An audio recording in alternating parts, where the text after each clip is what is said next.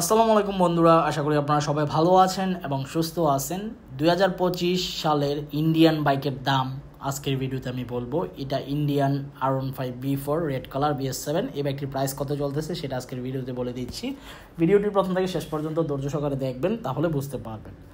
চলুন কথা না বাড়িয়ে ভিডিওর মূল টপিকে যাই।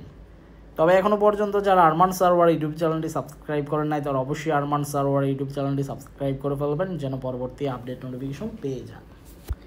ইয়ামা এমন একটি বাইক R15 সিরিজ, বাইকগুলো বাংলাদেশের বাজার ব্যাপক চলতেছে, মানে দেখা দেখি মানুষ বাইক ক্রয় করতেছে। টাকা থাকুক বা না থাকুক, বাড়ি বিক্রি করে, জমি বিক্রি করে, লোন নিয়ে যেভাবে পারতেছে এইভাবে বাইক ক্রয় করতেছে, আর ভবিষ্যতে ক্রয় করবে। কারণ আমরা বাঙালিরা বেশি আবেগী মানুষ। একটা মানুষের কাছে যদি আমি একটা কিছু দেখি, এটা অন্য আরও 10টা বাঙালির আগ্রহ সৃষ্টি হয়, না আমারও এটা লাগবে, এই জন্য বাইকও সেল হবে বেশি। এই মুহূর্তে আপনার ইন্ডিয়ান R15 B4 2025 সালে বাইকটির প্রাইস চলতেছে 5,45,000 থেকে 5,50,000 টাকা আস্কিং প্রাইস। এই প্রাইসের মধ্যে আপনার বাইক ক্রয় করতে পারবেন ইনশাল্লাহ 5-6টি শোরুম যাচাই বাছাই করলে। যদি আরেকটু কমে পেয়ে যান তাহলে ওই শোরুম থেকে বাইক ক্রয় করে ফেলবেন। আমি প্রতিটা বাইকারকে একটা কথাই বলবো, যেই শোরুম থেকে 2,000 টাকাও যদি কম পান, 2,000 টাকা কমে বাইক ক্রয় করে ফেলবেন।